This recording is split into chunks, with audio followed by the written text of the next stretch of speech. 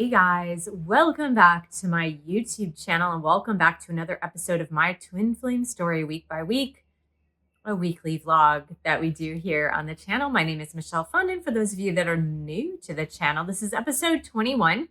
I'm here with my Grogu tumbler and I've got Grogu right over there. I've got to move him actually. Let's see. There we go. I actually started watching the Obi-Wan Kenobi series on Disney Plus, and I like it. My son Matt, who is a hardcore Star Wars fan, says he did not like it. But I go into series generally with zero expectations, and I have found for me only, this is a personality style, obviously. But when I go into a series or a show with zero expectations, and my only expectation is entertain me. If I'm entertained, that goal has been achieved. So I personally like the series thus far. There are only 2 episodes on Disney Plus, but for me, it's just entertaining, and I happen to like it, and I like Jedis. So I'm here with Grogu. I have ginger tea today, actually. If you're new to the channel, though, subscribe below, click on the bell, scroll to all for all notifications. Thanks for choosing to give the video a thumbs up. Well appreciated. So what am I going to talk about today? I'm going to talk about something I mentioned in vlog number 20, which I'll put that link right here. And it's about how to be single. This was my big lesson, right? How to be single. And I'm kind of making fun of the actual movie in jest, of course, as I'm saying this, because I do like that. It's kind of, if you haven't watched it and you like rom-coms, it's a pretty funny movie. But no, this has nothing to do with the movie. It has to do with my own personal lessons. And I was trying to find a quote that I had heard comes from A Course in Miracles. I believe I heard this through Dr. Wayne Dyer, one of my mentors, who I mention very frequently. And the quote goes something like this. I did a quick search of A Course in Miracles online with the quotes, and this quote did not come up. So if I'm wrongly attributing it, or if you have read A Course in Miracles, I've read bits and pieces of it. If you have read A Course in Miracles and you know the quote, please put it in the comment section below, because I could be misquoting it. But I will give you the gist of the quote because it's going to be really pertinent to what I'm about to talk about. So the quote, that, as I understand it, is, God loves you so much, he will not let any of your fears go unturned. Okay, so let's decode that. God loves you so much that he will not let any of your fears go unturned. And so what I came to understand through that is that throughout your lifetime, by the love of your creator, by love of God, universe, spirit, whatever you name it, you will have all of your fears unturned, which it kind of means like a stone or something like that. You know, when you flip a stone over and see its true colors, or if you've kept something hidden and buried, it's going to be overturned, meaning like it's going to be brought to the surface. And when I heard that quote, I was really actually quite disturbed, to be honest with you, because growing up, I had a lot of fears, loads of fears. Fear was my middle name, for sure. Now, could some of that be innate? Sure. Could some of that be personality driven? Of course. Could some of that be past karma and past lives? Sure. But I do believe it had a lot as well to do with my upbringing, because my mom is a person who is so fearful, still is so fearful. And my father, to some extent, had a lot of fears. So when you grow up in that type of environment, especially I grew up notably with my mom, most of the time, I should say. And when you grow up with someone who has fears of virtually everything, it's only a matter of time before you begin to adopt a lot of fear. So to that end, when I heard that quote, like God loves us so much that he will not let a single fear go unturned, it freaked me the heck out because I was like, I have way too many of these. I don't want to see them face to face. That's going to be pain. So that takes me to an extension of what I spoke about in the last vlog of what I personally have been learning and what I'm grateful for learning on my twin flame journey. And that is how to be single. How to be single. And I think this is really important, whether or not your fear is in being single or whether it's anything else in life. The reason why we generally have a fear of something is because of the definition that we attach to it and perhaps the emotion that we attach to it, or emotions plural that we attach to it. So I mentioned it a little bit in the last vlog about my personal attachments to the concept of being single, my own personal attachments to that concept. You know, these are my thoughts. This is what I grew up with. Again, it could be something from past lives, and it could be something that I was brought up with. Any of those things. It could be partly, of course, my personality. So for me personally, I knew from a very young age that I wanted to be married and have kids. Like, I knew this from a very, very small age. Now, in part, it stands to reason. My life path number is the number 4, which is about foundation and family, right? It's about structure, foundation, family, which, you know, the family structure is a structure that creates some sort of foundation. But I did know from a very early age that I wanted to get married and have kids. Like, I knew this. This was something that it wasn't even a question in my mind. Like, it was an absolute in my mind. So since for me personally, I knew this to be a truth, the opposite of that, being single or not choosing to have a marriage and or family, such as like bearing children, was not only not an option for me, but it was even like scorned upon by me. Like, for me, it was like, why would anybody want to be single? Why would anybody opt to be single? Why would anybody opt to not have children and be single? Like, for me, it was completely inconceivable. Now, in part, like, if we analyze why we act or react in a certain way to a certain concept, and we have certain emotions attached to that concept, what we need to understand is that because it's just not for you, which is, you know, whatever. I mean, there are things that are for you and, you know, that you feel that are resonating in your life, and there are things that are not for you and do not resonate in your life. Or the second thing that you must ask yourself, is it because of fear? Is it because the opposite thing brings you so much fear to conceive of that opposite thing as being way too painful to conceive of? And I think for me, it was a little bit of both. For me, because I did not grow up in a stable family, I think from a very young age, I craved the stability of family, the stability of having a marriage, which is a commitment, which equals stability for me. And then having children with a person to whom I was married.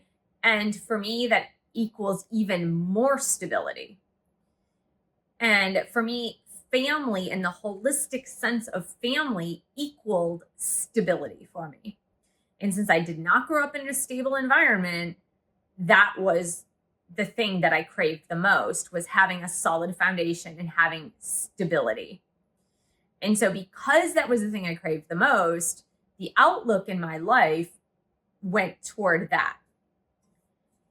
And so when I looked at the opposite side of that particular item, And I thought about the concept of being single, and I had mentioned that was not even on my radar.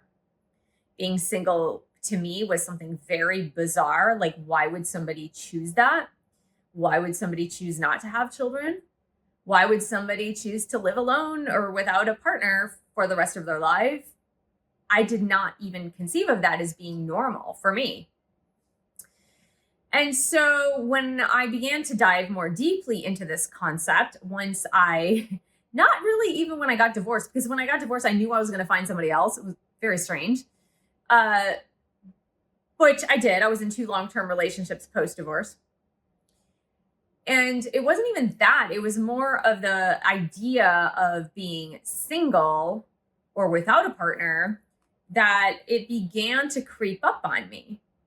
And then the fears kind of took over in that instant, especially when I moved to California in 2018. It's not as if I thought that I would have been single or I would have been without a long-term relationship. It was almost the fear of being without a partner that was the greater fear. And I just need to take a sip of this wonderful ginger tea here. That is oh so hot. And so I thought it was so interesting that concept of God loves us so much that he will not let any one of our fears go unturned came to me, because my biggest fear was the opposite of marriage and family, which is being single and alone. And so when we look at that as a concept of the opposite of what you desire, and we have a fear attached to it, or fears, plural, attached to it, then it's time to start exploring the reasons for that fear. And so if we're to entertain this idea, for me personally, of being single, for example, and what I attach to that and the reasons for those fears, it's like I already mentioned some of them in the last vlog, which for me, it's like, oh, I'm unloved. If I'm single, I'm therefore unloved. If I'm single, I'm therefore unwanted. If I'm single, then other people feel sorry for me. If I'm single, it means that I'm not balanced in life. So you realize that with every concept, not only being single or whatever, because you might not have that concept, but with every concept or construct that we have in our minds, we always attach some sort of meaning and emotion to it. So throughout this process, what I have had to learn, and this is very interesting, and I'll tell you a story of a friend of mine that is a true story. But in the process, I had to think about the opposite of that. So there are some people out there, and you might be one of them. I mean, maybe you're a twin flame, but weren't looking for a twin flame, and you wanted to be single your whole life. So the opposite of that is there are people out there who healthfully make the choice, I want to be single. I don't want to be in a partnership. I don't want to be married, and I don't want to have kids, or maybe one or the other, right? So you might want to have kids, but not be in a partnership, right? And the reasons or the emotions that the people that feel the opposite way that I feel, they attribute all the good attributes to being single. So let's think of the good attributes. And this is something that I've had to conjure up and come up with. And so, for example, I have my independence if I'm single. I have my freedom if I'm single. I have free will choice to do whatever I want with my time when I want. I'm not really accountable to anybody else and their schedule. I have my own space, my own physical space. I can hang out with whomever I want and not have to account to anybody for the reasons why I'm hanging out with whomever I want, male or female. And I'm sure there are many other good reasons, right? But so someone like that who has that opposite notion of the notion that I have had attributes all good things to being single. Freedom, happiness, joy, time, space. And so when you have those emotions surrounding a concept and you have the notions around the meaning of that concept, it's going to be a lot easier to embrace that concept. Now, let's take that person who has said, I want to be single for all of those reasons, and then have that person look at marriage. And they might look at marriage as confining, loss of freedom, too restricting, too time consuming, too involved, too emotional. And they might have all negative connotations and negative emotions surrounding marriage and partnership and long-term partnership or living with a person. What I have had to do throughout this process of being single since 2018, more or less, right? Because I said I've dated people. I've had to redefine the meaning of what it means to be single for me. I've had to redefine it and find new meanings and find new emotions surrounding what it means to be single. And, there are various reasons why we might choose partnership.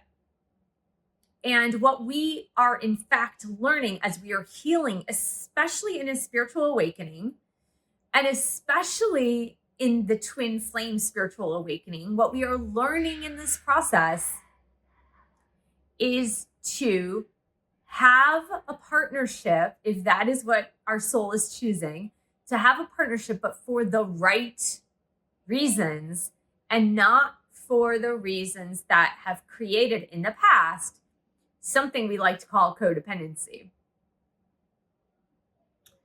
So, for example, I've heard many people say in my coaching sessions, on comments in the YouTube channel, things such as, I've been single for so long, or I've been divorced for so long, I've raised my kids, I've been paying my bills by myself for the past 10, 20, 30 years. It would be nice to have my twin flame around so that they could share half of the bills. And while that's a nice to have, it's certainly not a main reason to be in a partnership, right? It's not like one of those things that is the reason why you go into a marital partnership or a committed partnership, is for like, let's split the bills. It's a practical reason. It's actually not a reason. And I'll tell you why. I was in a marriage, which I call a marriage with golden handcuffs. And my ex-spouse, throughout the years, he went up in the ranks and started making a significant amount of money. And when you have a significant other who pays most of the bills because they make the significant amount of money, it's very hard to leave if things are unhealthy. So again, not really a reason. But let me tell you a story about a friend of mine who was actually a client who became a really good friend back in Virginia. And I'm sure she'd be fine with me telling this story. But she was just a dear friend, and I don't really communicate with her anymore, but I just find her story really interesting about how to be single. So this friend was in a marriage that did end, and this was a while back. And so to that end, she raised her daughter kind of from teenage years and above. So she raised her daughter and was dating somebody in a very serious manner throughout that time. This person with whom she was in a serious relationship was not super serious about continuing on with a commitment with her. He was sort of back and forth. And so she got fed up one day and she made the decision, I don't want to be in a committed partnership anymore. I don't even want to be with one person anymore. I just want to date and I just want to be single. Like, I really, really, really just want to be single. And so she started embracing single life, which was a first for her in her entire lifetime. And I believe she's around 50 at the time. So she decided, I just want to be single. I do not want a partnership. I want to be single and I want to date a lot of different men and I want to party with my friends and I want to have my hobbies and I want to work out and I want to have my job and I just want to have a good time. I'm done with romantic and committed partnerships. Done for me. Being single is where it is all at. And so my friend did just that. For 6 to 8 months, she was having the time of her life. And she was saying to me, like, this is the life I've been missing out on throughout all of these years that I was in a committed partnership. Why didn't I have this before? So she was going out with friends. She was going on vacations. She was going on various dates with various people. She was committed to her daughter and her job and her hobbies and her friends and just filled with the utmost joy of this newfound freedom of being single. Well, about 8 months into this process, as she was like doing the complete opposite of what she had always done, was to be in a committed partnership with no breaks ever in her entire life, she met someone. And she met someone who was very special to her. And they began dating exclusively. And about a month or two down the road, she invited me to meet him. And she said to me, I don't know what is actually happening. Because for all the years that I had been in a committed partnership, that wasn't really working. And it wasn't healthy and it wasn't working for me. As soon as I made the decision that I wanted to be single, it only lasted for like 8 months. And I was having the time of my life and I never wanted to meet anybody. And then I have this wonderful man, and how can I say no? Because he is so unlike anybody I've ever been with. And he's committed, and he's present, and he gives me my freedom, and he's there for me. And I just want to be with him.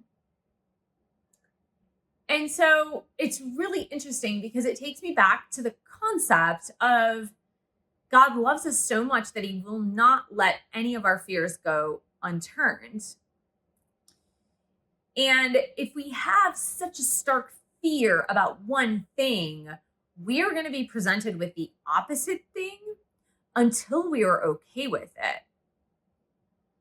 And when we are okay with it, then miraculously, like out of nowhere, what we really wanted will occur. And I just, it's funny because life brings you these lessons where you've seen this time and time again, not just with relationships, but even with jobs, like a job offer, or even with money, or success, or friendships. And I believe that it really all comes back to like acceptance and surrender. And so I have been in the past, couple of years really embracing this notion of being single. It hasn't been easy. I will tell you, it has not been easy. I know in 2020, when the pandemic hit, it was really hard for me because I was faced with that fear of being alone. Alone meaning like nobody at home but my cat and I for months at a time. And that was super painful because I had to face the fact that I'm single, I'm alone, and I'm going to have to live with this. And so since that point, it's been a learning process throughout that time where I think that now I have reached the point of seeing the benefits of being single. Like, I've seen the benefits. I've seen, like, yeah, I can do whatever I want when I want. I don't have to be accountable to anybody. I can keep my house as messy or as clean as I want. I can spend my money on whatever I want without being accountable to any other person. So there's this freedom that's amazing when you choose to be single. And so each day I'm going to continue to like find assets, find the plus side to being single, because I believe it's in part of my lesson. This is part of what I'm learning. This is part of my lesson. And just like my friend whom I mentioned, I was going to say her name and I don't want to say her name on camera, but just like my friend whom I mentioned, like, she found every single reason to want to be single and was even like involved in it. Like, she was immersed in it. Like, there's no tomorrow. She was like, yeah, relationships, forget that nonsense. I'm here for being single. And it was like this wholehearted joy and happiness in her new role that caused her to actually meet someone. So, your lessons might be different, obviously, right? But I just thought I'd share those thoughts with you on how to be single. Because I know for many of you out there, that's been a bone of contention. That's been a point of contention that even some of you out there that I've spoken to, either directly or indirectly, have been hesitant in leaving your current relationship or current marriage, even though you know it's not right for you, because you're kind of afraid of the in-between. You're kind of like afraid of that in-between point. It's like, oh, well, if I leave this relationship or if I leave this marriage and my twin flame is not back in my life, I'm gonna be alone. I'm gonna be alone. No one to care for me. And I'm here to tell you right now that maybe part of your lesson is to embrace the opposite.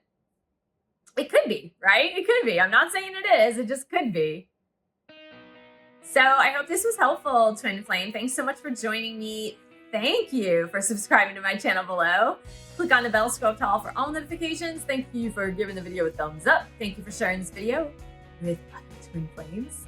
And thank you so much for your support of my YouTube channel. You can buy a book or 2 or 3. You can join a boot camp or a meditation course. You can also join my group coaching. The links are below. And I'll see you in the next video.